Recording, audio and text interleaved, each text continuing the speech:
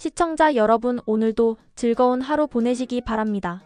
오늘의 사연 시작하겠습니다. 안녕하세요. 저는 지금 결혼을 2주 앞두고 있는 30대 초반의 예비 신부입니다. 사실 제 성격은 조용하고 단순한 편이라 대학 시절부터 넓은 인간관계를 유지하는 것보다는 딱 마음 맞는 한두 명과 깊게 지내는 걸 더 좋아했어요. 그래서 제 인생에서 친구라고 부를 수 있는 사람은 딱 한 명, 대학교 때부터 10년 넘게 친하게 지내온 여자 사람 친구가 있었는데요. 이 친구는 정말 저의 결혼식 부케를 받아야 할 사람이고, 예랑이에게도 내 친구 중 제일 오래 본 아이야 라고 자랑하던 그런 소중한 존재였어요. 그런데 그 친구와 이제는 연락을 끊어야 할 상황이 되어버려서 마음이 무겁고 씁쓸하기만 하네요. 어쩌면 제가 너무 순진했던 것일 수도 있고, 아니면 그 친구가 결혼하고 아이를 가지면서 달라진 것일 수도 있는데요. 그 변화를 제일 결정적으로 만든 건 아마 맘카페였던 것 같아요.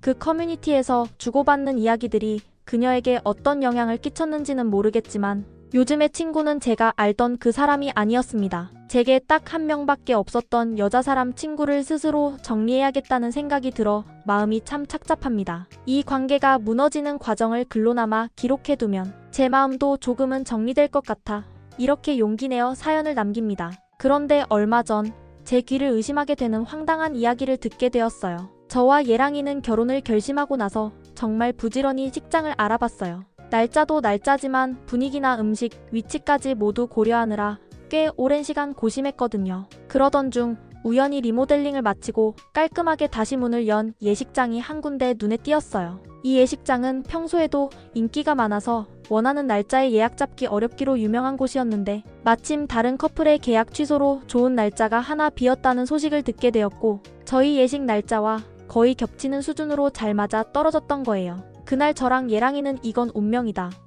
하며 마치 로또에 당첨된 것처럼 좋아했죠. 실내는 화사한 조명과 감각적인 인테리어로 꾸며져 있었고, 저처럼 결혼식은 조용하고 품격 있게 하고 싶다는 바람을 가진 신부들에게 인기가 많다던 그런 곳이었어요. 그리고 가장 마음에 들었던 부분이 식사였어요. 대부분 예식장은 뷔페식이 많은데 이곳은 하객 식사로 한정식 코스 요리를 내놓는 곳이었거든요. 시댁 쪽 친척분들이 연세도 좀 있으시고 미각에 예민하신 분들도 많다고 들어서 최소한 밥맛 없어서 욕먹는 결혼식은 하지 말자는 게 저희 커플의 원칙이었어요. 그래서 식대가 1인 42,000원이라는 걸 듣고도 큰 고민 없이 결정을 내렸습니다. 사실 예랑이와 저는 평생 한 번 하는 결혼인데 돈보다 마음이 중요하지 않겠어? 하며 둘 다 이견 없이 손을 맞잡았거든요. 물론 웨딩업체 통해서 혜택을 받긴 했지만 할인된 가격도 38,000원이었고요.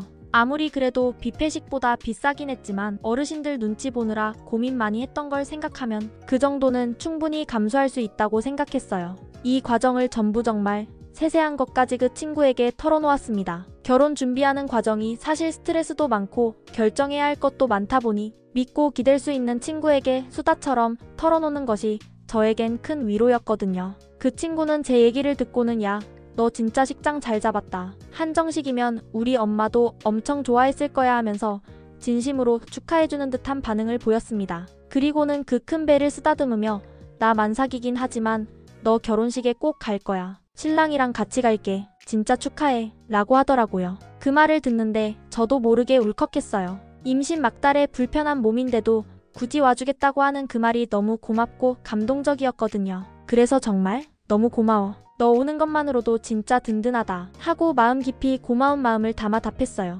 그렇게 마음 따뜻하게 통화를 마쳤던 기억이 아직도 생생한데, 며칠 뒤 정말 믿기 힘든 말을 듣게 될 줄은 꿈에도 몰랐어요. 처음에는 친구가 사정이 여의치 않아서 축의금을 10만원 밖에 못하겠다고 했습니다. 저는 친구 결혼식에 20만원을 했지만 그걸 꼭 계산하고 있는 것도 친구 사이에 좀 치사한 것 같아서 친구에게 돈이 뭐 중요하냐며 축의금 생각하지 말고 와서 밥이나 많이 먹고 가라고 했어요. 친구는 제가 제일 친한 친구니까 밥값은 내야지 하며 신랑과 둘이 와서 10만원은 꼭 내겠다고 했습니다. 저는 혹시라도 사정 여의치 않으면 형편껏 해도 나는 아무런 상관없다고 말하고, 만삭인 친구가 무거운 몸으로 결혼식에 와주는 것만도 고맙다고 말했습니다. 근데 친구가 대화 도중에 뜬금없이 그때 봤던 맘카페 언니들도 제 결혼식에 같이 온다는 말을 하더라고요. 저는 그분들 식사 한번 함께 한 것밖에 없는데 참 정도 많다고 생각하고 친구에게 그분들께 신경 써주셔서 고맙다고 전해달라고 했습니다. 그리고 저번에 식사 자리에서 얘기할 때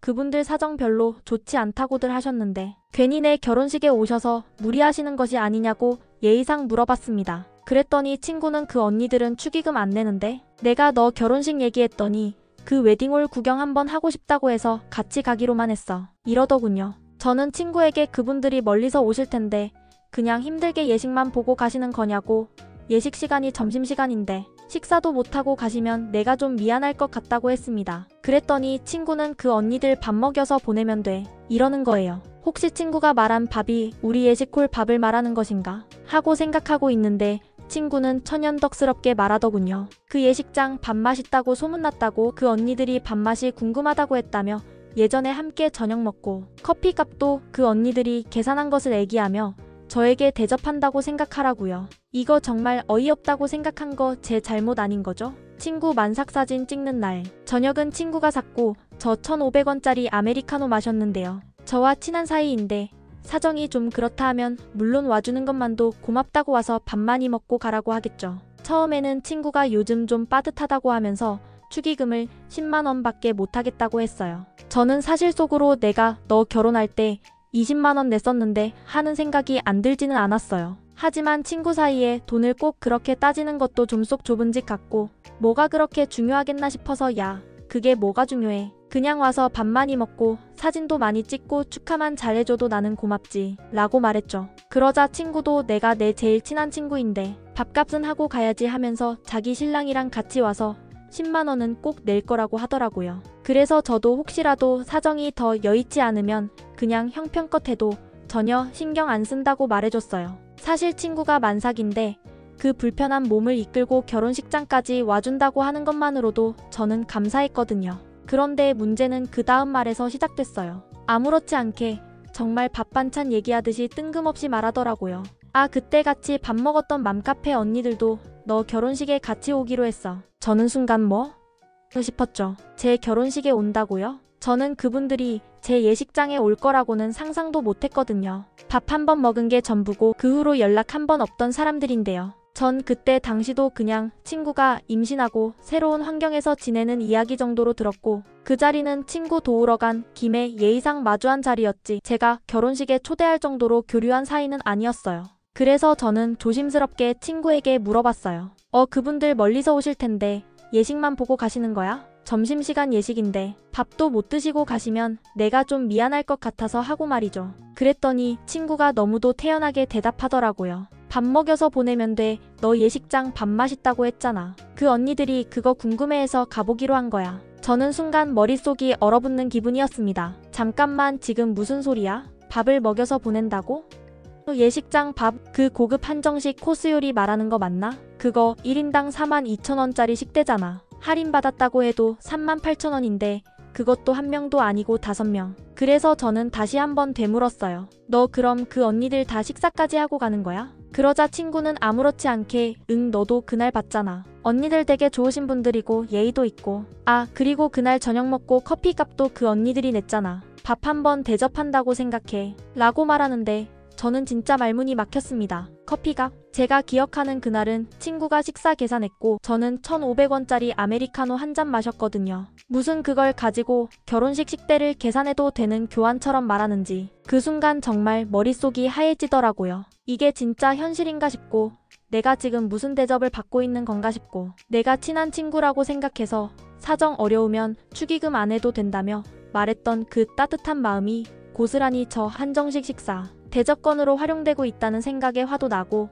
허탈하기도 하고 속이 뒤집히는 기분이었습니다. 이게 진짜 어이없다고 생각한 거 제 잘못 아니죠? 친구의 진심이 이 정도밖에 안 됐던 건지 아니면 맘카페에서 이상한 기준에 휩쓸린 건지 모르겠지만 어쨌든 저는 저 예식장을 자랑하려고 잡은 것도 아니고 누군가의 맛집 구경용으로 연 결혼식도 아니에요. 인당 4만원짜리 식대인데 5명이면 좀 그렇다고 친구에게 얘기했어요. 그리고 친구와 신랑만 오는 것이 좋겠다고 하며 그 맘카페 사람들은 어색하니 부르지 말아달라고 좋게 얘기했습니다. 그랬더니 친구는 이미 제 결혼식에 다 같이 가기로 약속을 했는데 어떡하냐고 하더군요. 정말 속으로 욕 나오는 것을 꾹 참았습니다. 지가 뭔데 내 결혼식에 자기 지인들을 우르르 끌고 오는 것을 마음대로 약속을 하냐고요. 그리고는 이미 약속을 했는데 어떡하냐고 저에게 따지면 저야말로 어떡하냐고요. 화나는 마음 꾹 참고 친구에게 너도 결혼식 해봐서 알지 않냐고 친구. 결혼식에 자기 지인들 줄줄이 데리고 와서 식사하는 것은 않냐고 했습니다. 친구와 친구 신랑만 오던지 그렇게 하기 어려우면 맘카페 사람들에게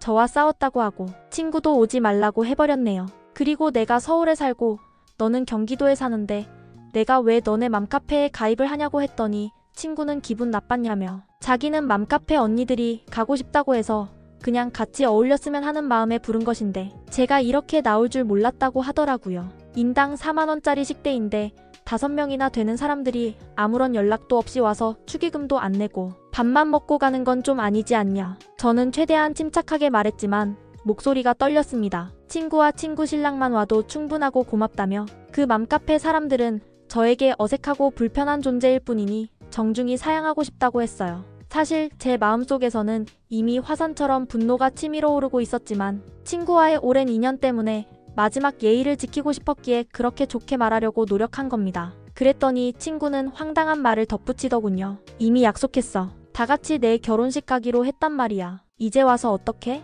순간 제 속에서는 뭔가 팍 하고 끊어졌습니다. 아니, 지가 뭔데 내 결혼식에 그것도 내가 초대한 적도 없는 지인 5명을 마음대로 초대해놓고 약속을 했다느니 어쩌느니 하면서 나보고 어쩌겠냐고 묻는 건가요? 내가 오히려 묻고 싶었어요. 지가 그 사람들이랑 언제 어디서 어떤 약속을 했든 그건지 사정이지 내 결혼식에 대해 왜 지가 결정권자인 것처럼 굴고 있냐고요. 그날 식당에서 만난 이후로 연락 한 번 없었던 사람들이라 더더욱 불쾌했어요. 어떻게 보면 딱 그 자리 한 번 본 게 전부인데 그런 사람들에게 저를 밥집 주인처럼 소개하고 데려온다니 이건 상식이 아니잖아요. 꾹 참고 저는 친구에게 물었습니다. 너도 결혼해봤잖아. 너 결혼할 때 내가 내 지인들 줄줄이 데려가서 밥만 먹고 왔으면 어땠겠니? 아무리 내가 이해심이 많다고 해도 그건 예의가 아니라는 생각 들지 않았을까? 그랬더니 친구는 자기도 이런 반응이 나올 줄 몰랐다며 당황한 기색을 보였지만 여전히 사과는 없었고 오히려 제 태도에 대해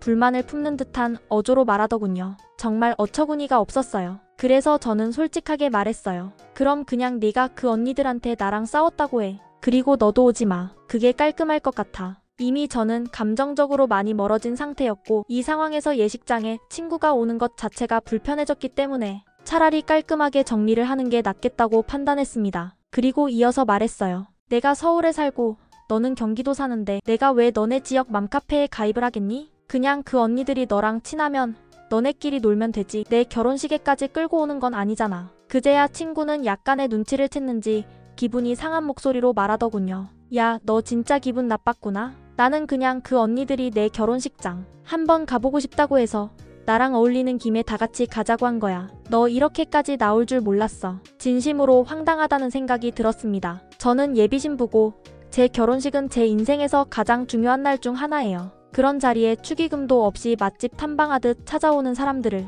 친구가 아무렇지 않게 대동하려 했다는 사실 자체가 소름 돋았고요. 심지어 제가 불편하다고 했음에도 불구하고 이미 약속했는데 어쩌냐?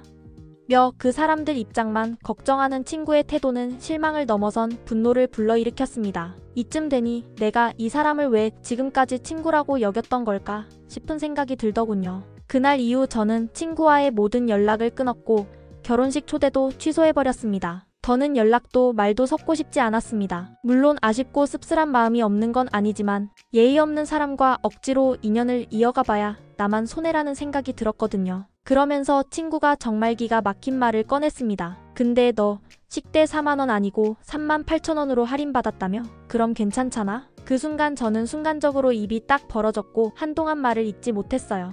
아니, 지금 2,000원 차이로 이 상황을 정당화하려는 거야? 이게 진심이야? 야, 너 지금 그 말 진심으로 하는 거야? 저도 모르게 헛웃음이 터졌습니다. 진심으로 얘가 뭘 잘못 먹은 거 아닌가?